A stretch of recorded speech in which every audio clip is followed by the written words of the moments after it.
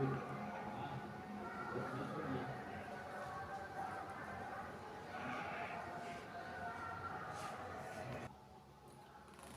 अवतार बाबू जी। आपका प्रश्न है, जीव निराधार है या आधार सहित, हम कैसे पता करें? जी। है या आलम्बन लेकर के पैदा हुआ है, वही है। निराधार आधार, यही दो शब्द, निरालंब आलम्ब, ये भी वही हाल है, एक ही शब्द के पर्यायवाची हैं। तो आप क्या जानना चाहते हैं, जीव कैसे निराधार है कि आधार सहित है? हाँ, यही जानना चाहते हैं। जीव आधार सहित है या निरालंब है या निराधार है, वही ना? तो निराधार और आधार का परिभाषा जो है उसके बारे में जानते हैं? नहीं, तो बताएंगे तब तो मालूम होगा। घुमा दीजिए।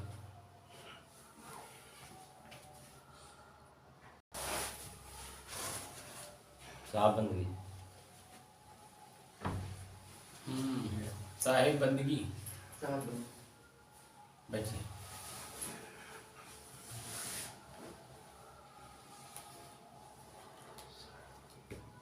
ये जो अभ्यास आप लोग कर रहे हैं, अगर आप आधार सहित होते तो जो मन मस्तिष्क में चलता रहता है टीवी के सीरियल की तरह, तो एक जगह पकड़ करके ही तो आप बने रह जाते। क्षण क्षण जो परिवर्तन हो रहा है उस परिवर्तन का आनंद कैसे लेते आप?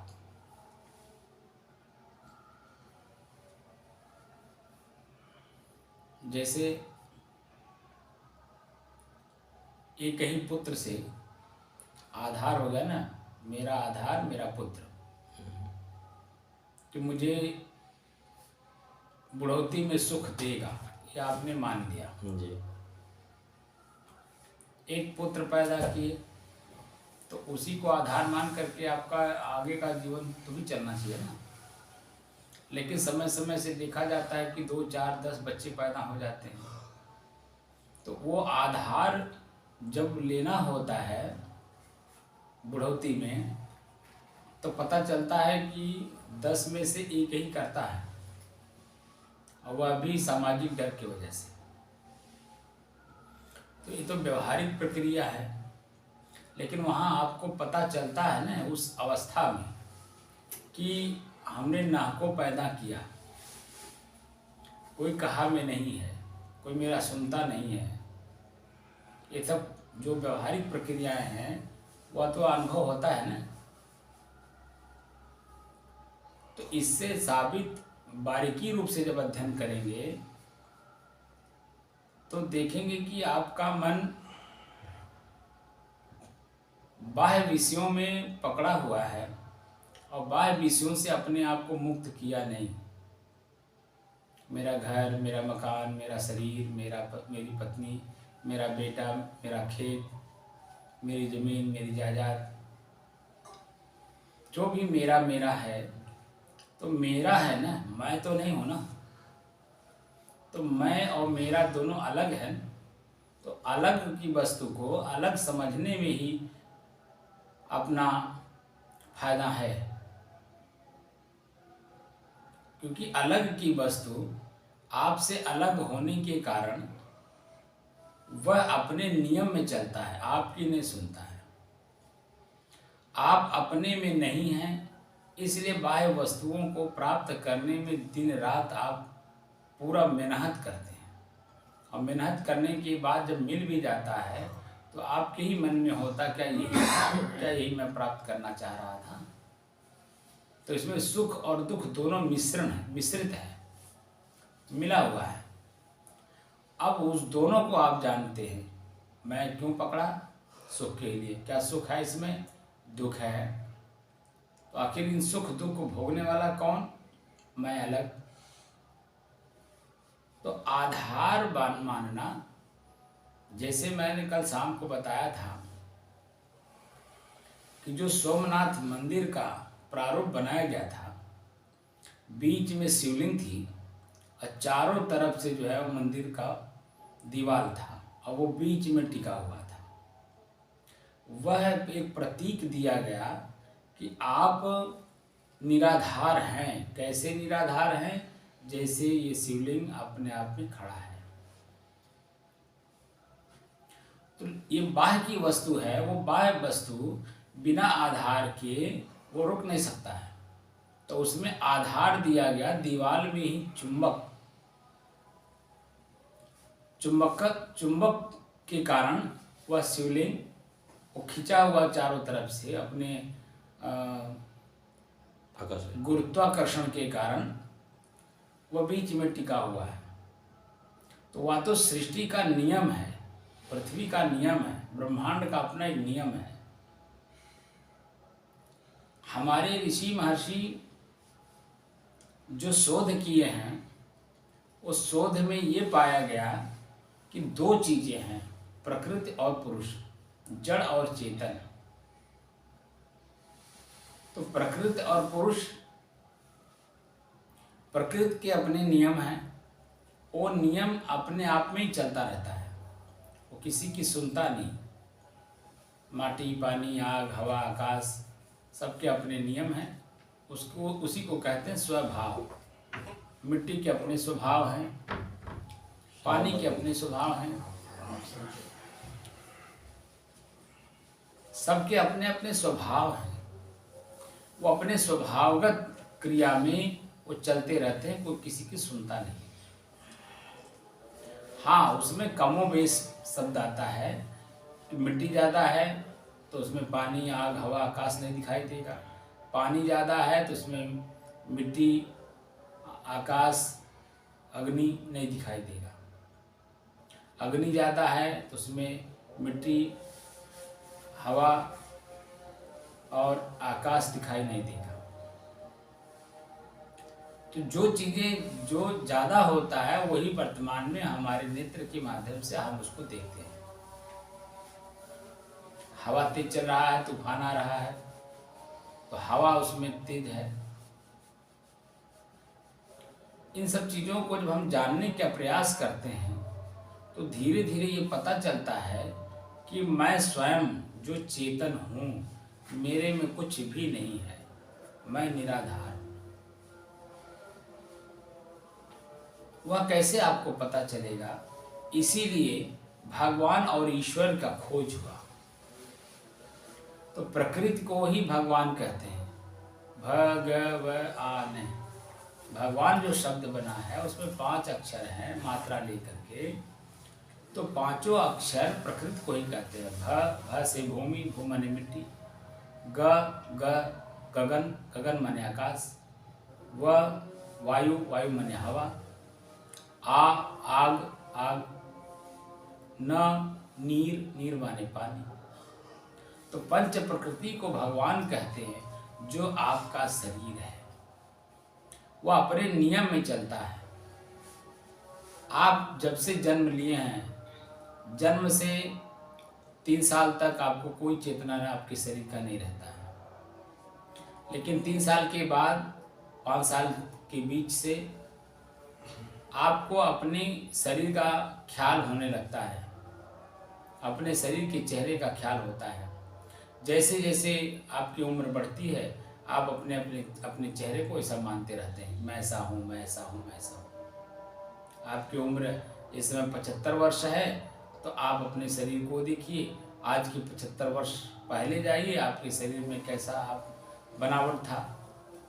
तो आपका जो शरीर है वो प्रकृति के नियमों के अनुसार बदलता रहता है। और जैसे जैसे उम्र बीतती जाती है, यही शरीर अपने लिए अमृत भी होता है, यही शरीर अपने लिए ही कांटा होता है। जैसे जैसे उम्र बीतेगा, आपका यही शरीर जब कमज़ोर होगा, आपको ही लगेगा कि हे भगवान हमको ले चलिए। कहाँ ले चलिए पता नहीं है। यानी इस शरीर से हमको, हमारी जो पीड़ा हो रही है, इस पीड़ा से मुक्त करिए। तो ईश्वर शब्द का खोज हुआ। तो ईश्वर कौन है? चेतन को, जड़ और चेतन। जो जड़, भगवान जड़ है अब चेतन को जानने का एक साधन, एक सहारा दिया गया ईश्वर। ई माने यह, स्वर माने श्वास। अपने ही श्वास का सहारा लीजिए, आँख नाक कान बंद करिए। गीता में भगवान कृष्ण कहते भी हैं कि 10 द्वाराणि संयम्य, 10 इंद्रियों को संयमित करो। कबीर साहब भी कहते हैं, 10 द्वारे तारी लावे, तब दयाल के दर्शन पावे। जब 10 इंद्रियों को तारी यानी बंद कर देंगे, उनकी क्रियाओं से उनको अपने आप को मुक्त करेंगे, तब दयाल का दर्शन होगा, यानी अपने आप का बोध होगा। वहाँ अपने आप का दर्शन, दृश्य और दृष्टा जब एक होते हैं तब दर्शन होता है, यानी अनुभव होता है अपने आप का। स्वसंवेद्य, स्वयं का अनुभव होता है कि मैं कौन हूँ, कैसा हूँ, किस रूप में हूँ। क्या मैं आधार वाला हूँ या निराधार हूँ? अगर मैं आधार वाला होता तो मेरा आधार कोई भी उसको पालन कर देता, लेकिन मैं निराधार हूँ तो मैं स्वयं अपने कर्म का भागीदार हूँ, दूसरा कोई नहीं। तो मैं जो स्वयं सोचता हूँ, बोलता हूँ और करता हूँ, उसी का परिणाम मेरे शरीर में प्रकृति के द्वारा मुझे प्रदत्त होता है, यानी मिलता है। प्रकृति भी हमें उसी तरह से हमें बनाती है, हमारे शरीर को। और सामाजिक जो रीति रिवाज हैं, उस रीति रिवाज में भी हमी को मान सम्मान अपमान जो भी हम करते हैं सामाजिक प्रक्रियाओं को, उसमें मान सम्मान और अपमान मुझे अकेले ही मिलता है। इससे तात्पर्य हो गया कि आप निराधार हैं। सूक्ष्म गति में जब जाएंगे, जब आपका मन शांत हो जाएगा बिल्कुल, जब वहाँ सृष्टि का यानी प्रकृति का कोई भी क्रिया नहीं होगा, तब आप अपने आप पे जाएंगे। वह निराधार है, वह अनुभव भी नहीं होगा, बल्कि स्वयं में स्थित हो जाएंगे। स्व में स्थित, स्व में अपने आप में स्थित होंगे वहाँ, क्योंकि क्रिया होगी नहीं। क्रिया होगी तो मन रहेगा, मन रहेगा तो वह आपको अच्छा बुरा का ज्ञान कराएगा। जहाँ मन विलीन हो जाता, मन रहता ही नहीं है, वहाँ आप कैसे अनुभव करेंगे अपने आप को? इसीलिए मैं कहता हूँ कि स्टेप बाय स्टेप चलिए, हर बात की जानकारी स्वयं में अनुभव हो जाएगा। अभी तो मन एकाग्र करा रहा हूँ। मन जैसे एकाग्रचित होता है, चंचल मन जैसे एक जगह एकाग्रचित होता है, एक जगह आकर के स्थिर होता है, वैसे आप लोगों को नींद आने लगती है, चेतना बोध रही नहीं जाती है। जो प्राकृतिक नियम है, उस नियम में आप लोग बंध जाते हैं, चेतना में रहते ही नहीं। आपको सिर्फ ये देखना है कि मेरा श्वास कैसे चल रहा है, मैं इसका साक्षी हूँ, मैं इसका दृष्टा हूँ, मैं इसे देखने वाला हूँ, मैं इसको जानता हूँ, मैं इसको समझता हूँ, मैं ही श्वास को खींच रहा हूँ, मैं ही श्वास को छोड़ रहा हूँ। तो आखिर मैं कौन हूँ? क्या ये अपने आप में चल रहे हैं? अपने आप में चल रहे हैं तो मुझे क्यों खींचना और छोड़ना पड़ता है? ये सारी प्रक्रियाओं को जब धीरे धीरे धीरे अनुभव करने लगेंगे तो आपका अनुभव ही आपको निरालंब बना देगा। वास्तव में आप निरालंब हैं, लेकिन आलम्बन पकड़ करके ही तो आप दुखी हैं। मुझे इसमें सुख मिलेगा, मुझे इसमें सुख मिलेगा, मुझे इसमें सुख मिलेगा, मैं ऐसा कर लूँ उसमें सुख मिलेगा, मैं वैसा कर लूँ उसमें सुख मिलेगा। और जब कर करके वहाँ जा कर देख लेते हैं, चाहे चर्म नेत्र से, चाहे विचार रूपी नेत्र से, जैसे आप जा कर के वहाँ देखते हैं, तैसे आपको पता चलता है कि ये मेरे लिए दुख का कारण बन रहा है या सुख का कारण बन रहा है। एकदम स्पष्ट मालूम हो जाता है। अभी वहाँ मेरी दृष्टि पहुँची नहीं रही है। जब बाह्य दृष्टि नहीं पहुँच रही है तो आंतरिक दृष्टि कैसे पहुँचेगी? क्योंकि दोनों को बिना विलीन किए निरालंब का जो अनुभव है वो नहीं हो पाएगा। बाह्य दृष्टि और आंतरिक दृष्टि, विचार और विवेक, और बाहर के 2 आँख, हमारे शरीर की जो 2 आँख, तो 4 आँखों को बंद करना पड़ेगा। उसके बाद तब आपको अनुभव होगा। जैसे प्रतिदिन आप नींद में जाते हैं, गाढ़ी निद्रा में जब आप रहते हैं तो आप कहाँ रहते हैं, इसका स्वयं को अनुभव है आपको? नहीं है। क्यों? क्योंकि चेतना में नहीं रहते हैं, मन के अधीन है। वह तो सृष्टि के प्रक्रिया में है, प्रकृति के प्रक्रिया में है। जब आपका शरीर थक जाता है, मन थक जाता है, तो उसमें आपको नींद आती है। और जब नींद आती है तो उसी से आपका शरीर, आपका मन, आपका सामाजिक प्रक्रिया सब बैलेंस करता है। अगर आपको लगातार जगाते रहें, आपको नींद ना लेने दें, तो आपको पूरे विश्व के विश्वपति ही बना दिया जाए, तो आप कहेंगे यार पहले सो लेने दो, विश्वपति बाद में बन लेंगे। क्यों? क्योंकि ये जो शरीर है एक साधन है, साध्य को प्राप्त करने के लिए, सुख भोगने के लिए, सुख और दुख दोनों को भोगने के लिए शरीर साधन है। सुख ज़्यादा हो जाएगा तो भी आप दुख में चले जाएंगे, दुख ज़्यादा होगा तो भी आप सुख में चले जाएंगे। तो सुख दुख दोनों एक दूसरे के पूरक हैं। लेकिन इन दोनों को जानने वाला, जान करके उपभोग करने वाला, उपभोक्ता आप कौन है? आपको अपने आप का बोध नहीं है, जानकारी नहीं है, और ना ही इस तरह का जानकारी प्राप्त कराने वाले कोई गुरु मिले आपको। सिद्धि प्राप्त करने वाले और सिद्धि देने वाले तो बहुत लोग मिल जाएंगे। सिद्धि शब्द का अर्थ होता है प्राप्त करना और कराना। आपको खेत से अन्न प्राप्त करना है तो उसके लिए सिद्धि करनी पड़ती है, यानी कर्म करने पड़ते हैं। और कर्म, जब खेत परती पड़ा हुआ है यानी जमीन परती पड़ा हुआ है, उस परती को तोड़ते हैं, और तब तक तोड़ते हैं जब तक उससे आपको अन्न प्राप्त ना हो जाए। निराई, गुड़ाई, बुआई, पानी, सिंचाई, जो कुछ भी आप करते हैं सब उसमें इंक्लूड हो जाता है। जब तक आपको उस खेत से अन्न प्राप्त ना हो जाए तब तक आप चलते रहते हैं, और जब प्राप्त हो जाता है, गदगद हो जाते हैं, तो आप उसी अन्न से धनवान हो जाते हैं।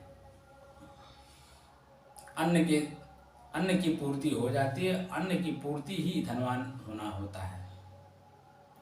हम जैसा चाह रहे थे वैसा हो गया, हम जैसा चाह रहे थे उससे कई गुना बढ़ गया, हम जैसा चाह रहे थे वैसा नहीं हुआ। अब इन तीनों परिस्थितियों में आपका मन कैसा होता है स्वयं आप समझ सकते हैं, क्योंकि उम्र 75 वर्ष है आपकी। क्योंकि आपने बहुत चीज़ों को देखा होगा, सुना होगा, भोगा होगा, और वो चीज़ें रह नहीं गई। ना वो व्यक्ति है, ना वो स्थान है, ना वो क्रिया है, ना वो वस्तु प्राप्त किए जिसमें आपको आनंद मिला था, सुख मिला था, कुछ भी नहीं है। लेकिन आप हैं ना, आप अपने को जाने नहीं, इसलिए वो चीज़ें बार बार हमारे स्मृति में, हमारे ख्याल में आते रहते हैं, वही दुख का कारण बनते हैं।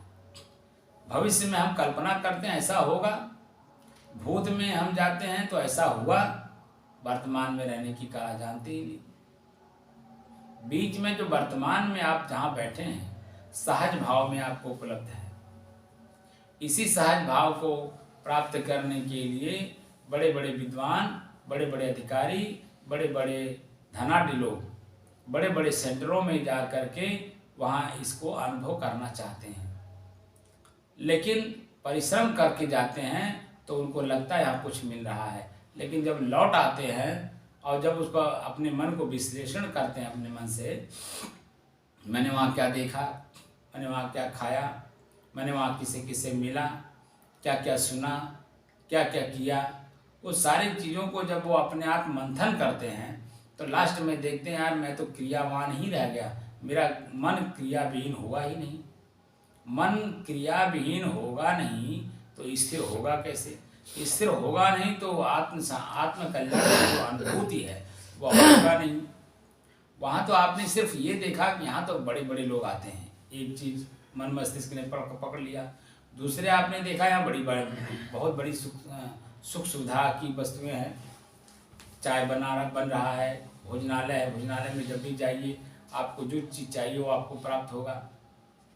वहाँ रहने के लिए जो आवास है बड़ा सुंदर है, वहाँ किसी प्रकार की गंदगी नहीं है, ये नहीं है, वो नहीं है, ऐसा नहीं वैसा नहीं, बस आप उसी में उलझ जाते हैं।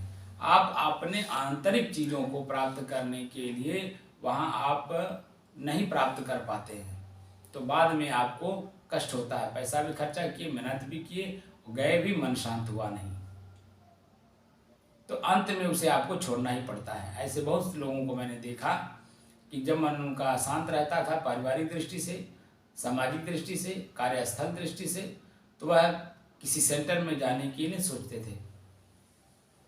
चलिए वहाँ शांति मिलेगा, सत्संग में चलिए, भजन गाइए, भजन सुनिए, प्रवचन सुनिए, सब में शांति खोज रहे थे। जब वो चीज़ें, प्रक्रिया आपको मिल गई सहज भाव में, और सहज भाव में जब आपने उसको अनुभव किया तो देखा, अंत में देखा, अनुभव करते यानी क्रिया होते समय उसका आपको अनुभव नहीं होता है। वह क्रिया जब आपसे बिछुड़ जाता है, क्रिया से आप जब अलग होने लगते हैं या अलग हो जाते हैं, तब आपको उसका वास्तविकता का ज्ञान होता है कि वास्तव में मेरा मन यहाँ क्या शांत हुआ है। मन तो शांत हुआ नहीं, जैसे घर में था वैसे आज वैसे बना रह गया। तो जब मन मेरा शांत हुआ नहीं, अनुभव हुआ नहीं, तो बड़े बड़े बिल्डिंगों में जा करके बड़ी बड़ी सुख सुविधाओं को लेकर के भी हम अशांत ही बने रहे, तो उसका मतलब क्या हुआ? वो तो असहज क्रिया हो गई ना। सहज क्रिया में आप गए ही नहीं, सहजता में आपको सहज चीज़ें बताई नहीं गई, आपसे कराई नहीं गई। अब वह आप कभी भी देखिए, अध्यात्म का जो खोज हुआ है, पुराने जमाने का जो प्रक्रियाएं हैं वो आपको दिखाई नहीं देते हैं, इसीलिए आप जो बड़ी बड़ी बिल्डिंगों में खोज रहे हैं। बड़े बड़े राजा महाराजा राज्य त्याग करके जंगल जा करके इसका अनुभव करते थे, और वह ऋषियों के आश्रमों में जा करके अपने आप को समर्पित करते थे, और वहाँ झोपड़ी हुआ करती थी, न कि महल हुआ करता था। वह प्राकृतिक रूप से हुआ करता था जंगलों में, और वहाँ पर रह करके वह अपने मनोवृत्तियों को शांत करते थे। अपने गुरु के द्वारा बताए हुए रास्ते पर चल करके मन को शांत करते थे, और उसमें इतना लीन हो जाते थे कि पीछे मैं राजा था, राज्य भोगा, उसका जरा सा भी ख्याल नहीं आता था। और बहुत ऐसे लोग हुए हैं जो मुक्त भी हो गए हैं, लेकिन उनके नाम गांव हम लोगों को पता नहीं है, इसीलिए हम लोग जानते नहीं, क्योंकि वह आंतरिक वस्तु है ना। आंतरिक वस्तु को जानना और जनाना ये मन की प्रक्रिया में होता है। वो बाह्य चीज़ें होती हैं, और जो आंतरिक चीज़ें होती हैं उन्हें जानना होता है, न जनाना होता है, स्वयं की अनुभूति होती है।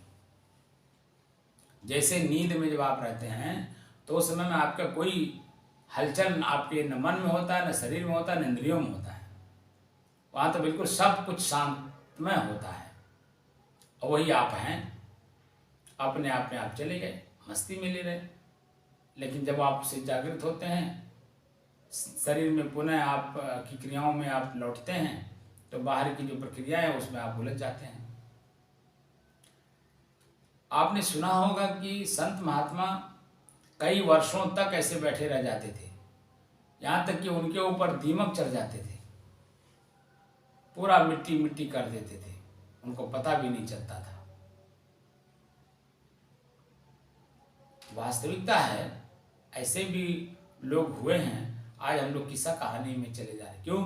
क्योंकि मन के बसीभूत हम हैं, मन को अपने बस में नहीं किया, इसलिए वो चीज़ें आज हमें कल्पना में लगती हैं। क्या ऐसा था? क्या ऐसा हुआ होगा? अरे मन को शांत करिए। वर्तमान में ही आप देखिए, जो बुद्धिस्ट लोग हैं, विपස්සना जो लोग किए हैं, उनको आप देखिए, जब बैठ जाते, जो परिपक्व लोग हैं उनकी बात कर रहा हूँ, ऐसे बैठ जाएंगे। अब बैठ करके जब अपने श्वास को देखते देखते अपने आप में समाहित हो जाते हैं, बाहर क्या हो रहा है, उनके शरीर के साथ क्या हो रहा है, उन्हें कुछ भी नहीं पता चलता है। बस बैठे हैं तो बैठे हैं।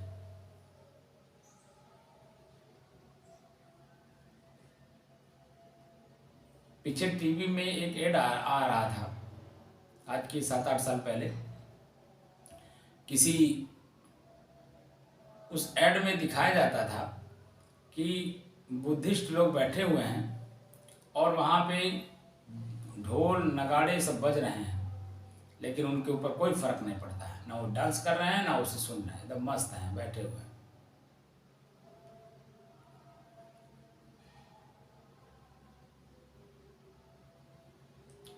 आपकी अपनी जब मन की क्रिया जब बिल्कुल समाप्त हो जाती है, तब इस चीज़ का अनुभव होता है कि मैं आधार सहित हूँ या निराधार हूँ, मैं आलंबन लेकर के पैदा हुआ या निरालंब हूँ, कैसा हूँ, ये स्वयं अनुभव होता है।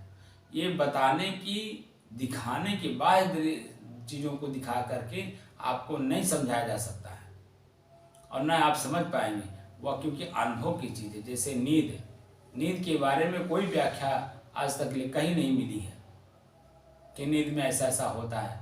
अगर ऐसा ऐसा होता है तो वह निद्रा अवस्था नहीं, वह स्वप्नावस्था है। इसीलिए 4 अवस्थाएं बताई गई हैं। 3 तो प्रचलित हैं, चौथा प्रचलित नहीं है, वो हमारे संत समाज में चलता है। जागृत, स्वप्न, सुषुप्ति। हम लोग जागृत में हैं, मुंह से बोल रहे हैं, कान से आप सुन रहे हैं, ये जागृति अवस्था है। हम क्या बोल रहे हैं, आपने क्या प्रश्न किया, आपने बोला, मेरा कान सुना, मेरा मस्तिष्क विश्लेषण किया और मुंह से उस शब्द का प्रतिक्रिया के रूप में जो आपने प्रश्न किया उसका उत्तर मेरे मुंह से निकल रहा है। ये जागृत अवस्था है। स्वप्न अवस्था, हम लोगों का शरीर पड़ा हो और न नींद आ रही हो, न हम जागृत में हो, उस समय में जो मन मस्तिष्क हमारा अपने आप में चलता रहता है, वो जब चलता है तो उसमें स्वप्नावस्था होती है। हम देख रहे हैं, हम राजा हो गए, हम भिखारी हो गए, हम ये हो गए, हम हो गए, ऐसा हो गए, वैसा हो गए। लेकिन जैसे आँख खुलती है या आप नींद में चले जाते हैं, तैसे वो विलीन हो जाता है, आपको पता भी नहीं चलता है। आप जाग गए, उठ के बैठ गए, जागृत अवस्था में आ गए, अपनी चेतना में आ गए, तो वह जो स्वप्न आ रहा था वो अपने आप में विलीन हो जाएगा, पता नहीं चलेगा कहाँ गया कहाँ नहीं गया। आपको गाढ़ी निद्रा आ गई, निद्रा गाढ़ी शब्द लगाने की जरूरत नहीं, निद्रा आ गई तो भी आपको पता नहीं चलेगा कि मैं स्वप्न में कुछ देख भी रहा था। इन दोनों के बीच की जो अवस्था है उसे स्वप्नावस्था बोलते हैं। ना वो जागृत है, ना वो निद्रा है। तुरीय अवस्था हमारे यहाँ चलता है। जागृत, स्वप्न, सुषुप्ति तीनों से ऊपर एकदम अपने आप की मस्ती रहती है, एकदम उसी में लीन हो जाता है। और जब तक हम बैठेंगे, हमारा मन कहीं भी एक तृण के लिए भी, एक तृण के बराबर भी इधर उधर कहीं नहीं जाएगा, कुछ भी नहीं सोचेगा, एकदम शांत स्वरूप में रहेगा। वह जागृत अवस्था में ही प्राप्त करना है। इसी को बोलते हैं मोक्ष। यानी मोह, आपका जो मन है, मोह से अपने आप को विरक्त कर लिया, यानी शांत कर लिया, किसी भी चीज में आसक्ति नहीं है आपकी, एकदम अपने आप में आप है। इसी स्थिति की वर्णन हमारे ऋषि, महर्षि, संत, महात्मा करते हैं कि जिस दिन से ये चीजें प्राप्त हो जाए, उस दिन से इसे कैसे लेके, क्योंकि असली धन आपका यही है। जब मन एकदम कहीं कुछ ना सोचे, शांत रहे एकदम बिल्कुल, ना वो आध्यात्मिक चिंतन करे, ना वो व्यवहारिक चिंतन करे, ठीक अपने आप में शांत रहे, ये बहुत बड़ा धन है, मन का शांत रहना। और ये शांति की प्रक्रिया जहाँ कहीं से भी आपको मिले उसे गुरु कहा जाता है। जो इस प्रक्रिया को बताता है, आपसे करवाता है, वही आपका गुरु होता है। गो नाम अंधकार, रो नाम प्रकाश। आपके अज्ञान अंधकार को दूर करा करके, यानी मन की चंचलता को दूर करा करके आपके मन को शांत करा दे, वह आपका गुरु, वह मेरा गुरु। जो ऐसा न कर सके, न हमें करा सके, वह मेरा गुरु किस तरह का। वो तो चंचल मन वाला, जैसे मैं चंचल बना हुआ था वैसे वो भी चंचल बना हुआ है, यानी पीड़ा से पीड़ित है। मन की चंचलता के कारण वह भी पीड़ित है और उसकी पीड़ा मेरे ऊपर भी, मुझे भी पीड़ित कर देगा। तो ऐसे लोगों की संगत करने से अपने आप को स्वयं बचाना चाहिए। मैं स्वयं शांत स्वरूप हूँ, मेरी शांति भंग हो रही है। ये जहाँ कहीं भी आपको ऐसा लगता हो यहाँ मेरा मन चंचल हो रहा है, जैसे आपको अनुभव मेरा मन चंचल हो रहा है, ये व्यक्ति चंचल है, ये कर ले, वो कर ले, ऐसा कर ले, वैसा कर ले, इनको बता दें, उनको बता दें, इनको सुना दें। जैसे आपको ये बातें आपको पता चलेगा, क्योंकि जब शांति का अनुभव हो जाएगा तो ये बातें अपने आप समझ में आ जाती हैं, क्योंकि वहाँ कुछ रहता ही नहीं, ना अध्यात्म ना व्यवहार, दोनों नहीं रहते हैं, एकदम आप शांत स्वरूप रहते हैं। वहाँ कोई वाणी, कोई शब्द आपको नहीं मिलेगा, एकदम निःशब्द रहेंगे, और निःशब्द अवस्था ही आपकी अपनी अवस्था है, अपने आप में आप स्थित हैं। अब आप बताइए कि उस स्थिति में चले जाने के बाद आप आलंबन वाले हैं या निरालंब हैं, आप आधार सहित हैं या निराधार हैं, आपको खुद को अनुभव हो जाएगा। ये बाहर की वस्तु नहीं है जिसका उदाहरण दिया जा सके, ये स्वयं की अनुभूति की चीज है। इसीलिए इस चीज को जिन्होंने भी अनुभव किया, उन्होंने भी, संस्कृत में एक शब्द आता है स्वसंवेद्य, और कबीर साहब हम लोगों को उसी चीज को अनुभव करने के बाद उन्होंने कहा कि गूंगे को गुड़ खिलाइए तो क्या बोलेगा,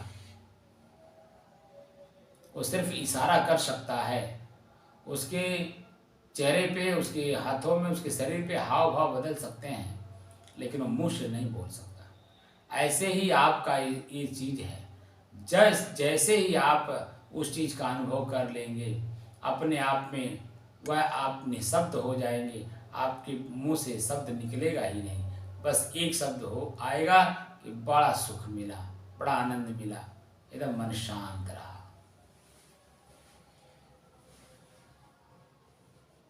यह अनुभव की चीज है, आलंबन और निरालंबन, आधार और निराधार।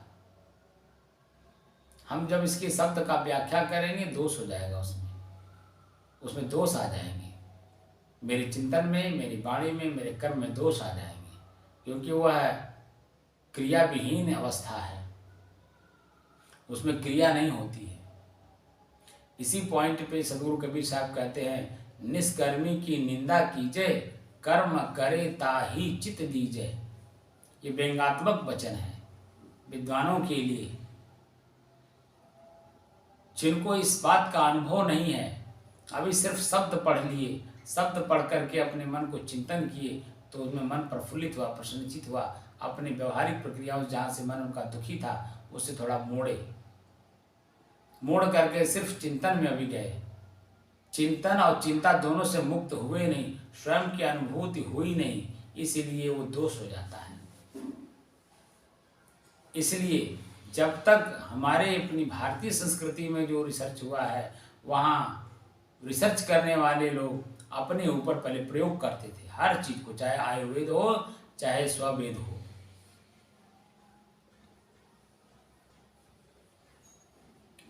स्ववेद और आयुर्वेद, आयु का वेद, आयु माने जीवन, जीवन को चलाने का जो ज्ञान है, वेद माने जानकारी होती है, ज्ञान होता है, वह उसमें हमारे ऋषियों ने लिख करके रख के गए, आयुर्वेद एक ग्रंथ बना दिए। इस शरीर को कैसे चलाया जाए, जब तक आप इस शरीर में रहें, ये शरीर आपका निरोग कैसे रहे, रोग मुक्त कैसे हो, उसका ज्ञान आपको बाहर जड़ी बूटियों के माध्यम से आपको दे के गए हैं, तो उसको आयुर्वेद बोलते हैं। स्ववेद, स्व माने स्वयं का अनुभव, वेद माने जानकारी, स्वयं की अनुभूति की जानकारी जहाँ पर प्राप्त होती हो उसे स्ववेद कहते हैं, स्वयं की जानकारी। रोग मुक्त होने के बाद स्वयं की जानकारी, रोग मुक्त तो बहुत सारे लोग हो जा रहे हैं, लेकिन फिर भी मन उनका चंचल ही है, मन की जो पीड़ा है वो मन की पीड़ा तो मुक्त हुए ही नहीं, मन की पीड़ा से मुक्त हुए ही नहीं, और वह जन्म जन्मांतर हमारे पीछे लगा रहता है। आज के शरीर का जो दुख है वर्तमान में, भूख प्यास, मान अपमान, निंदा स्तुति, रोग निरोग, ये तो आज वर्तमान का है, शरीर के साथ है। जब तक आप मानव शरीर में रहेंगे ये प्रकृति के नियम चलते रहेंगे। इससे ऊपर उठ करके आपको अपने आप को समझना है, मेरा मन आज दुखी क्यों है, किस बात से है, किस कर्म से है, किस व्यक्ति से है, किस स्थान से दुखी है, ये बात की जानकारी जैसे जैसे आप करते जाते हैं, आपका मन जैसे उन चीज़ों को भूलता है, अपने आप में प्रफुल्लित और प्रसन्नचित रहता है। ये प्रफुल्लित प्रसन्नचित जो अवस्था आपकी आती है, इसको भी हमें शांत करना है, तब अपनी स्थिति का पता चलता है, तब स्वयं का ज्ञान होता है। स्वयं का ज्ञान हुए बिना हमें अपनी चीज़ों को अच्छे बुरे का ज्ञान होता नहीं है, और दोनों को जब जाने बिना हम अपने आप को निरालंब कर नहीं पाते हैं, उसी ने किसी न किसी शब्द में उलझ जाते हैं, चाहे वो अच्छे के रूप में चाहे बुरे के रूप में। उनसे भी अपने आप को शांत करना है। अच्छा और बुरा दोनों जो शब्द हमने सुना और हमारा जो भाव परिवर्तन हुआ, उन दोनों से भी भाव परिवर्तन हो करके, यानी उसे अपने आप से मुक्त करके और एकदम बिल्कुल शांत हो जाना है। शांत शब्द कहना आसान तो है, क्योंकि 2 शब्द का है, 2.5 शब्द का, 2.5 अक्षर का, शांत, स आ द।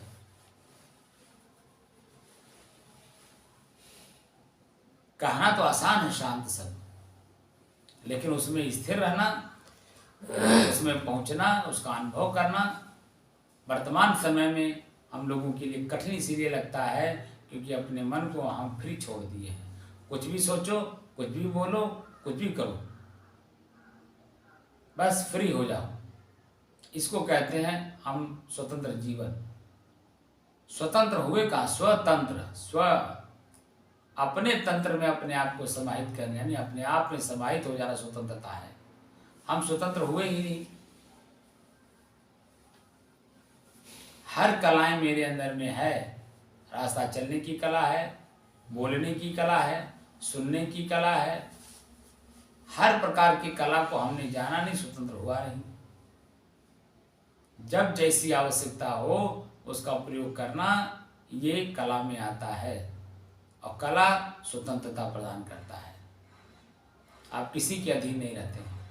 देहाती कहावत में एक शब्द आता है, जब तक करे पूता पूता तब तक लगावे आपन बूता।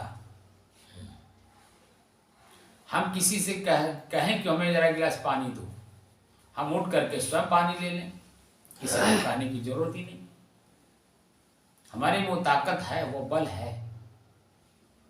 हम अपने बल को समझते नहीं, उसका प्रयोग करने की कला नहीं मालूम, क्योंकि अपने आप का बोध नहीं है। जिस दिन अपने आप का बोध हो जाता है, मैं कौन हूँ, अपने आप अपनी सारी क्रियाओं को करने की कला आ जाती है। सदगुरु कबीर इसीलिए तो कहते हैं बार बार, कर बहिया बले आपनी छाड़ पर आई आस, जाके आंगन नदिया बह सो कस मरे प्यास। आपके हृदय क्षेत्र में ही सब कुछ है। आप अपने हृदय क्षेत्र को पहचाना नहीं, जाना नहीं, समझने की कोशिश नहीं की।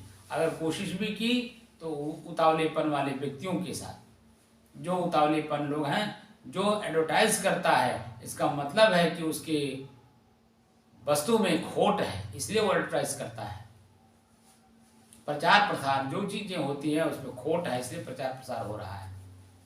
जो चीजें वास्तविक होती हैं उसका प्रचार प्रसार नहीं होता है। वह व्यक्ति अपने आप जब उसे प्राप्त करता है तो स्वयं चिल्लाता है, ये चीज मुझे प्राप्त, और खुद दिखाई देता है उसके अपने शरीर में, उसके अपने मन, सबसे पहले अपने मन में, उसके शरीर में, फिर उसके बाद उसके परिवार में, उसके समाज में, हर जगह वो दिखाई देने लगता है, और वही आदर्श का कारण बनता है, और वही अपने आप प्रचार प्रसार होता है। वो आपको करना नहीं पड़ता है। जो आप सोचते हैं वो स्वयं अपने आप में प्रचार प्रसार होता है, यानी वाइब्रेट होता है। आपकी तरंगे, आपके विचार उड़ते हैं, सामने वाले के विचार में जाके टकराते हैं, सूक्ष्म रूप से वो दिखाई नहीं देता है। क्योंकि हम चर्म नेत्र से देखने की कोशिश करते हैं, तो चर्म नेत्र से सूक्ष्म चीजें दिखाई नहीं देती हैं। वो अनुभव की चीज है। जो मैं सोचता हूँ, सामने वाले के विचार में जाके टकराते हैं। हम अच्छा सोच रहे हैं, अच्छा विचार आएंगे, सामने वाले के मन में भी अच्छे विचार आएंगे। मैं बुरा सोचता हूँ, सामने वाले के विचार में भी परिवर्तन आ जाता है। ये साक्षात प्रतिदिन हम लोग सब लोग अनुभव करते हैं, लेकिन फिर भी उसमें हमारी दृष्टि नहीं जाती है, आंतरिक दृष्टि उसमें जाती नहीं, इसलिए हम उसको समझ नहीं पाते। और न समझने के कारण हम दुखी के दुखी बने ही रह गए। आज तक हम लोग दुखी के दुखी ही रहे। इसलिए ये जो साधना हम सिखाते हैं, मैं कोई अपनी तरफ से नहीं दे रहा हूँ, ये हमारे ऋषि महर्षि लाखों वर्षों से इस पर शोध करते हुए आए हैं। जिन लोगों ने इस चीज़ को पाया और जाना, समझा और समझ करके ईमानदारी पूर्वक उन लोगों ने ग्रंथ के रूप में हमें दे गए हैं। चाहे वो ऋग्वेद हो, चाहे यजुर्वेद हो, चाहे सामवेद हो, चाहे अथर्ववेद हो, चाहे उपनिषद हो, चाहे वो श्रुति स्मृति हो, चाहे वो पतंजलि वो शास्त्र हो, 6 शास्त्र बने हुए हैं, चाहे पतंजलि के हों, कणाद के हों, जैमिनी के हों, चाहे वो संत परंपरा में हमारे कबीर साहब की वाणी हो, वह सब शोध का विषय है। शोध का मतलब ही होता है स्वयं में स्थित हो जाना, यानी अपने आप में प्रसन्नचित प्रफुल्लित हो जाना कि मैं इस चीज़ को प्राप्त कर लिया। और जिन लोगों ने प्राप्त किया अपने अपने समय के आधार पे, अपने अपने लोगों के आधार पे, अपने लोगों के भाषा के अनुसार, अपने अपने क्षेत्रीय जिस जगह पर वो रहे, अपने समाज के लोगों को चिताने की दृष्टि से यानी बताने की दृष्टि से उन लोगों ने अपनी अपनी भाषा में अपने अपने ग्रंथ लिखे गए हैं। चाहे वो उर्दू में हो, चाहे वो अंग्रेजी में हो, चाहे वो हिंदी में हो, चाहे संस्कृत में हो, समय समय से भाषा बदलती रहती है और यही जीव उस भाषा को सुनता है, समझता है, पढ़ने की कोशिश करता है, पढ़ करके समझ करके अपने आप में स्थित होना चाहता है। समय समय से होता है। समय समय के साथ में चलने से हमारे जीवन में जो उतार चढ़ाव आते हैं वो अपने आप शांत हो जाते हैं, अगर हम चाहते हैं तो। हमने भी इस चीज को खोजा। मैं आप लोगों के बीच में 24 घंटा रहता जरूर हूं, लेकिन मेरा शरीर रहता है, मेरा मन नहीं रहता आपके बीच में। मैं क्योंकि वर्तमान में रहने की कला संतों से सीख लिया हूं। वर्तमान में कैसे रहा जाता है, हमें अपने आप को कैसे बचा के चलना है, हमारी जो शांति है वो भंग ना होने पावे।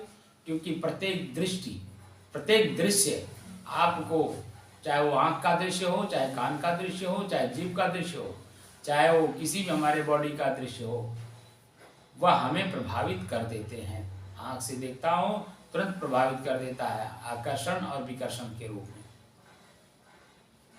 शब्द सुनते हैं तो वहाँ भी आकर्षण और विकर्षण होता है। अच्छे शब्द आते हैं तो हम मोह करने बैठते हैं, ये मेरे अपने हैं। किसी ने अपशब्द बोल दिया, ये मेरे अपने नहीं है। हमें तो सिर्फ शब्द को पकड़ना है, व्यक्ति के व्यक्तित्व को नहीं पकड़ना है, शब्द पकड़ना है। वो शब्द के माध्यम से जीव क्या कहना चाहता है, क्या वो मुझसे सटने लायक है या मैं उससे सटने लायक हूँ। यानी व्यवहार, सटने का तात्पर्य व्यवहारिक प्रक्रियाएं, क्या व्यवहार करने लायक व्यक्ति है, इनके साथ अच्छा बुरा कुछ कहा जा सकता है, किया जा सकता है। अगर अच्छा है, सामाजिक प्रक्रियाएं अनुकूल हो तो किया जा सकता है, प्रतिकूल हो तो नहीं किया जा सकता। ये हम लोगों का अनुभव है, लेकिन इन दोनों से हम परे हैं। इसका अनुभव न हम कर पाए, न हमें कोई बता पाया और न हमसे कोई बता करके करवा पाया। हमने इसीलिए, हमारा जो साधना स्थल है, हम एक संत हैं। संत सबके होते हैं और सब संत के होते हैं। हम ये प्रक्रिया लेकर के चलें, इसलिए यहाँ पे कोई फीस नहीं हमने रखा है। पूरे विश्व में जितने भी लोग हैं सब मेरे अपने हैं। अपने लोग जब खुशहाल होते हैं तो हमको भी खुशी मिलती है, अपने लोग जब दुखी होते हैं तो हमको भी पीड़ा होती है। तो जब पीड़ा होती है तो उनको पीड़ा मुक्त करने का उपाय ढूंढते हैं, उन्हें पीड़ा मुक्त करने के लिए। क्योंकि हम गार्जियन हैं, संत समाज का बहुत बड़ा गार्जियन होता है, क्योंकि समाज में सबसे बड़ा पद है संत पद। संत पद के ऊपर कोई पद ही नहीं है। संत अपने आप में शांत रहते हैं, हमेशा शांत रहते हैं, वर्तमान में रहते हैं। अभी आप लोगों ने शायद अच्छे संतों को, अच्छे साधकों से आप लोगों की मुलाकात नहीं हुई, हमेशा मुस्कुराते हुए मिलेंगे। आप कितना भी क्रोधित होकर के जाइए और उनके पास जैसे आप पहुंचेंगे, आप खुद जो है अपने आप को शर्मिंदा महसूस करेंगे। या हमने खुद देखा है, खुद उनके बीच में मैं रहा हूँ। ऐसे ऐसे संत हैं, जाइए, कितना भी मन पीड़ित हो, तुरंत आपको सिचुएशन को भाप लेते हैं, इनकी रिक्वायरमेंट क्या है। वो तुरंत जो है आपको पानी, भोजन, नींद सब कुछ देने के बाद फिर सत्संग भी सुना देंगे, फिर साधना भी करा देंगे, आपको एकदम बिल्कुल सुखी करके आपको भेजते हैं। ऐसे संत आज वर्तमान में दिखाई नहीं पड़ते हैं, और हैं भी तो उनको लोग जानना नहीं चाहते, उनके पास बैठना नहीं चाहते, क्योंकि वो सच बात बोलेंगे, क्योंकि उन्होंने अपने जीवन में आचरित किया है। जो शब्द साधना करता है, जो स्वयं में अपने आचरित कर लेता है, वही शब्द जब बोलता है सामने वाले के ऊपर प्रभाव पड़ता है। जो अपने जीवन में उतारा नहीं, समझा नहीं, जाना नहीं, किया नहीं, उसके शब्द का लोग मजाक उड़ाते हैं। इसलिए हमें अपने आप को ही जानना है, मैं निरालंब हूँ या आधार सहित हूँ, कैसा हूँ, ये मुझे खुद को बोध करना है। जैसे जैसे मन शांत होता जाएगा, अभी तो मन शांत हो गया, आपका मन जब यहाँ आप लोग बैठते हैं, आप लोगों का मन शांत हो जाता है, तुरंत नींद आने लगती है, आलस्य, निद्रा, तंद्रा ये सब आने लगता है, क्योंकि मन क्रिया विहीन हो गया, मन में कोई क्रिया नहीं है। जैसे आप अपने श्वास को देखना शुरू करते हैं, तैसे मन एकदम बिल्कुल उसी पे एकाग्रचित हो जाता है। एकाग्रचित जैसे होता है, इस तुरंत आपको नींद आने लगती है, क्योंकि मन में कोई क्रिया नहीं है, क्योंकि यहाँ आपके ऊपर मैं बैठा हूँ, इसलिए आपका मन शांत हो जाता है। क्योंकि मैं खुद भी साधक हूँ, अपनी साधना में रत रहता हूँ, आपका मन मस्तिष्क इस चीज़ को पकड़ लिया है, जान लिया है, समझ लिया है, इसलिए मेरे पास बैठते ही आप लोगों को नींद आना शुरू हो जाता है, मन शांत होता है और नींद आना शुरू हो जाता है। लेकिन आगे भी चलना है, तो कैसे चलना है, इसी प्रक्रिया को जानना है। मन जब शांत हो जाए तो शांति, मैं स्वयं शांत स्वरूप हूँ, इस बात का स्वयं में अनुभव होने के बाद भी आपको निद्रा, तंद्रा, आलस्य, जमुहाई इन चारों से अपने आप को बचाना है, सतर्क रहना है, सावधान रहना है। सतर्कता और सावधानी आपके अपने लिए लाभदायक होगा। इसलिए साधक को चाहिए, हम वर्तमान में रहें, हमारे शरीर की रिक्वायरमेंट क्या है, हमें भोजन कितना देना है जिससे आलस, निद्रा, तंद्रा ना आवे, हमें सोना कितना है, हमें बोलना कितना है, हमें सुनना कितना है, हमें देखना क्या क्या चीज़ है। इन सारी चीज़ों को आपको स्वयं सतर्क और सावधान होकर के करना है। और वर्तमान में रहते हुए मेरे पास क्या है, किस लिए है, इन सभी प्रश्नों पर प्रश्न लगा करके अपने आप को समझने का प्रयास करिए। बाहर की वस्तुएं बाहर ही रह जाती हैं, अंदर की वस्तुएं अंदर होती हैं, जो आपके अपने प्रयोग की होती हैं। काम, क्रोध, लोभ, मोह, राग, द्वेष, ईर्ष्या, जलन, प्रसन्नताप, निंदा, चुगली, बुराई, ये भी आपके अंदर में भरे पड़े हैं। और आप ही के अंदर में दया, क्षमा, संतोष, धैर्य, विचार, विवेक, गुरुभक्ति, नम्रता, कोमलता, जो दैवी गुण है, ये भी आपके अंदर भरे पड़े हैं। आप इन दोनों के साक्षी हैं, और दोनों के साक्षी होकर के भी दोनों से अलग हैं, एकदम शांत स्वरूप है। ये दोनों प्रक्रियाएं समय समय से आपको उद्वेगित, परेशान, दुखी, सुखी करते रहते हैं। दैवी गुण आ गए आपको प्रसन्नचित करेगा, आसुरी गुण आ गए आपको दुखी और पीड़ित करेंगे। लेकिन इन दोनों को जानने वाला आप स्वयं शांत स्वरूप हैं। अपने शांति का स्वयं का अनुभव आपको नहीं है। अपनी चीज़ों को आप खोज रहे हैं, लेकिन बाहर खोज रहे हैं, इसलिए उसे आप प्राप्त नहीं कर पाएंगे, क्योंकि भीतर की वस्तु है। घर के आपकी सुई घर में गिरी है और आप बाहर द्वार पर उसे खोज रहे हैं, तो कैसे मिलेगा? आपकी सुई यानी आपका जो लक्ष्य है वो भीतर का है, और बाहर वस्तुओं में आप खोजना चाहते हैं, तो कैसे मिलेगा? हमें कार चाहिए, हम कार के लिए परेशान हैं। कार मिल गया तो उसकी जो बुराई है, अच्छाई है, दोनों साथ साथ आ गई मेरे साथ। कार, मैं संत हूँ, मेरे पास पैसे हैं नहीं, क्योंकि मैं ना खेती करता हूँ, ना बिजनेस करता हूँ, ना नौकरी करता हूँ, ना मेरे पास आय का कोई स्रोत है। मैं तो खुद दूसरे पर यानी समाज पर निर्भर करता हूँ कि कोई भोजन दे देगा, भोजन कर लेंगे, कपड़ा दे देगा, पहन लेंगे, स्थान कोई बना देगा, उसमें रह लेंगे। हम तो दूसरे के ऊपर डिपेंड हैं।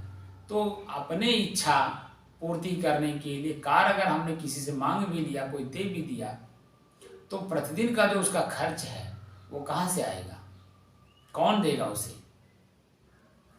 क्या मेरे पास स्वयं स्रोतित धन है, आय के कोई स्रोत है उसको खर्च करने के लिए? ये कई बार में 4 पहिए घिसेंगे, इंजन घिसेगा, तेल की जरूरत होगी, ड्राइवर की जरूरत होगी, बहुत सारी प्रक्रियाएं हैं, सामाजिक प्रक्रियाएं कार्य के लिए। क्या मैं उसको पालन करता हूं? अब मैं भजन यानी मन को शांत करने के बजाय हमने मन को अशांत करने वाली वस्तु पकड़ ली, तो दुखी कौन होगा? हम अपने शौक के लिए तो शौक पूरा करो, तो फिर दूसरे के ऊपर डिपेंड होकर के क्यों शौक पूरा करते हो? अपने स्वयं मेहनत करो, मेहनत करके कमाओ और कमा करके अपनी शौक पूरा करो, तब ना शौक पूरा होगा। दूसरा कोई मुझे मेरा शौक पूरा कराएगा तो आज मान लीजिए समझ में बात नहीं आ रही है कि मैं उनका नौकर बनने जा रहा हूँ, आज वो डरबस भयबस नहीं कुछ बोलेंगे, लेकिन जैसे आपका शरीर पूरा होगा और दूसरे शरीर में आप जाएंगे तो वो जो चीज़ें आपने लिया है वो आपके मन मस्तिष्क में फाइल बन करके भरी पड़ी है। उसको पूरा करने के लिए आपको उनके घर में या उनके घर के इर्द गिर्द आपको जन्म लेना पड़ेगा और नौकर बन करके पूरा उसको भरना पड़ेगा। रिटर्न भी करना पड़ता है ना, जो चीज़ें हम बाहर चीज़ें लेते हैं उसे हमें देना भी पड़ता है। अगर हम देते नहीं हैं तो दोषी हो जाएंगे, सामाजिक और प्राकृतिक दोनों रूप से। इसलिए अपने शांत स्वरूप को समझो कि मैं स्वयं शांत स्वरूप हूँ और मेरे में कोई क्रिया नहीं है किसी भी प्रकार की, ना अच्छा न बुरा, न हानि का न लाभ का। मैं एकदम बिल्कुल शांत स्वरूप हूँ। शांत शब्द कहना बहुत आसान हो गया है। शांति चाहिए, शांति चाहिए, शांति चाहिए। शांति वाला काम हम करते नहीं, क्योंकि हमें अपने आप का बोध है नहीं। जब तक अपने आप का बोध नहीं होगा ये बातें समझ में नहीं आएगी।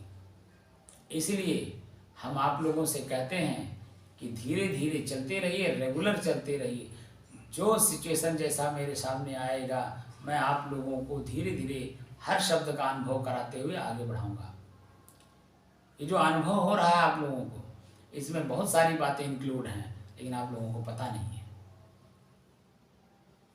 जैसे जैसे मैं शब्द को प्रयोग करूंगा, बोलूंगा, क्योंकि एक दिन में एक ही शब्द पर बोल पाऊंगा। एक दिन में मैं 100 शब्द पर अगर बोलूं तो आप खुद कंफ्यूज जाएंगे। हम तो कंफ्यूज है ही हैं, आपको भी कंफ्यूज कर देंगे। ईश्वर, आत्मा, परमात्मा, ब्रह्म, खुदा, गॉड, क्या क्या बोल जाऊंगा। सब कुछ बोलने पे आप कंफ्यूज जाएंगे, संशय में आ जाएंगे। और संशय आत्मा विनश्यति, जो चेतन संशय में आ जाता है उसका विनाश हो ही जाता है, यानी दुखी का दुखी बना ही रह जाता है। आप अपने दुख को निवारण के लिए मेरे पास आए हैं, इसलिए मतलब मन को शांत करने के लिए मेरे पास आते हैं। तो मन कैसे शांत हो ये विधि भी जानना जरूरी है। तो उसका प्रक्रिया यही है कि सबसे पहले ईश्वर शब्द का प्रयोग करें, अपने श्वास को आँख नाक कान बंद करके आसन जैसा भी आपका शरीर सुखपूर्वक देख सके ऐसे मुद्रा में बैठिए, जो आपको आपके शरीर में आपका मन ना जाके यहाँ दर्द हो रहा है, यहाँ पेन हो रहा है, यहाँ तनाव हो रहा है, खिंचाव हो रहा है, खुजली हो रही, कुछ नहीं। जिस भी मुद्रा में आप बैठें शांत भाव से बैठें। यहाँ कोई ऐसा आपको व्यवधान नहीं उत्पन्न करना है कि आपको नहीं सुखासन में बैठना है, नहीं वज्रासन में बैठना है, नहीं ये क्रिया करना, वो क्रिया करना, कुछ नहीं करना है। ये बाह्य चीज़ें हैं। बाह्य चीज़ों में आप अभी देख रहे होंगे 4-5 सालों से योगा दिवस मनाया जा रहा है। क्या मन शांत हुआ? बहुत सारे सीडी, बहुत सारे चीज़ें बिक चुकी, खरीद लिए लोग और देखते भी हैं, करते भी हैं। शरीर थोड़ी देर के लिए आनंदित जरूर हो जाता है, वह इसकी प्रक्रिया है प्राकृतिक रूप से, उसके ऊपर चर्चा आप करना चाहेंगे तो बैठ के कर दीजिएगा। आपका मांसपेशियां एक जगह स्थिर हो गई हैं जो दर्द कर रही हैं, उसमें तनाव होता है, खिंचाव होता है, वो दर्द का कारण बनेगा। जैसे आप उसको थोड़ा सा घर्षण कर देते हैं, घर्षण करके जैसे उसमें गर्मी पैदा होती है, वह तनाव खिंचाव अपने आप शांत हो जाता है। यह आंतरिक प्रक्रिया है, आपके शरीर की बनावट है ऐसा। लेकिन उससे मन से कुछ लेना देना नहीं है। मन एक चीज देख रहा है, तनाव में मेरा शरीर है, तनाव मुक्त कैसे हो शरीर के, उस प्रक्रिया को कर देने से शरीर का जो तनाव है वो आप तनाव मुक्त हो जाते हैं। लेकिन मन शांत नहीं होता ना, उसकी तो अपनी अलग एक स्वतंत्र विधि है, और स्वतंत्र विधि को ही योग कहा गया है। योगस चित्त वृत्त निरोध है। चित्त में जो वृत्त बनी हुई है पहले से, जो दुख का कारण बन रहा है, उसे हमें निराई करना, निरोध करना। निराई का मतलब होता है जड़ से उखाड़ कर फेंकना। जब तक चित्त में जो वृत्त बन करके हमें दुख का कारण बना हुआ है, उसे निराई नहीं करेंगे, उखाड़ के फेंकेंगे नहीं, आपका मन शांत होगा नहीं। उसे बोलते हैं वासना। वासना का अर्थ होता है इच्छा और कल्पना। जो चीजें हम वर्तमान में न रह करके इच्छा और कल्पना करते रहते हैं भूत और भविष्य का, वही हमारे पीड़ा का कारण बनता है।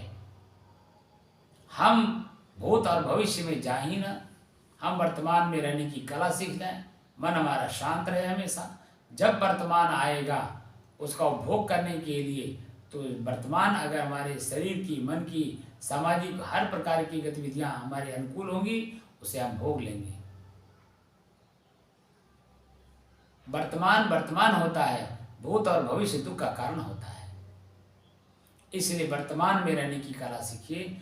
इस साधना से मैं आप लोगों को बिल्कुल वर्तमान में रहने की कला सिखा रहा हूँ, ताकि आपको खुद समझ में आए मेरा मन पीड़ित क्यों है, मेरा मन दुखी क्यों है, उस दुख का निवारण क्या है, कैसे करें कि मेरा मन अस्थायी रूप से शांत हो जाए, क्षणिक रूप से नहीं,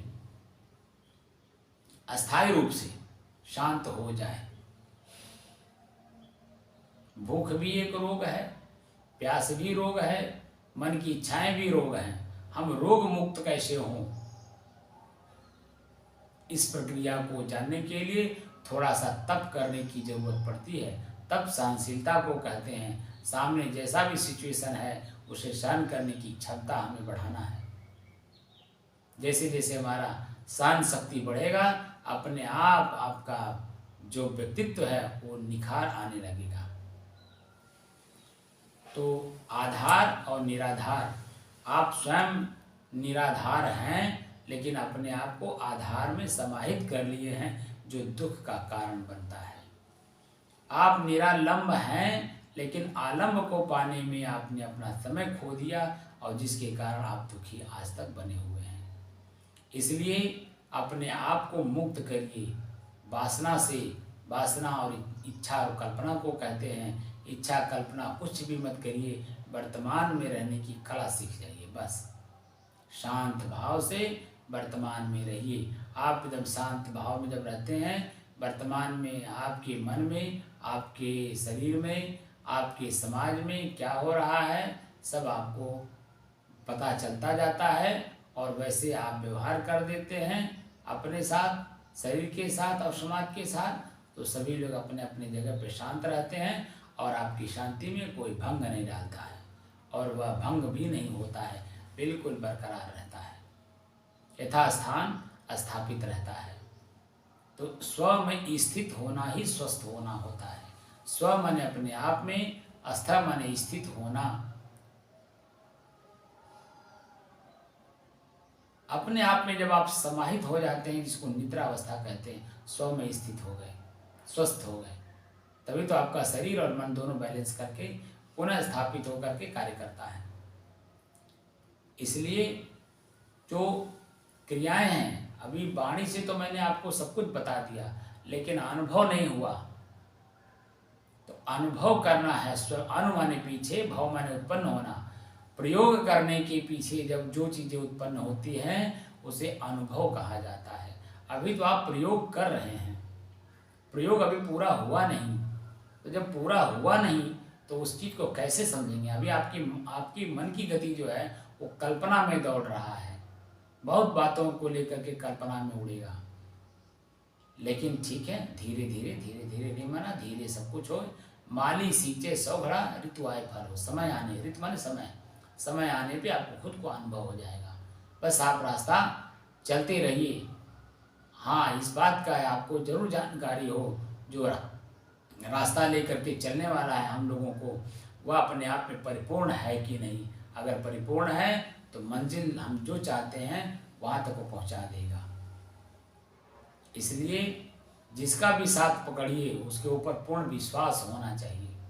अपने आप में पूर्ण विश्वास करके तब आप किसी का साथ पकड़िए, ताकि मेरा जीवन जो ये शरीर है जब तक रहे, इसी को जीवन कहते हैं, जब तक रहे हम निर्द्वंद और निश्चिंत रहें, किसी प्रकार का भय हमारे जीवन में ना हो। इसी पर अपनी वाणी को मैं विराम देता हूँ। साहेब।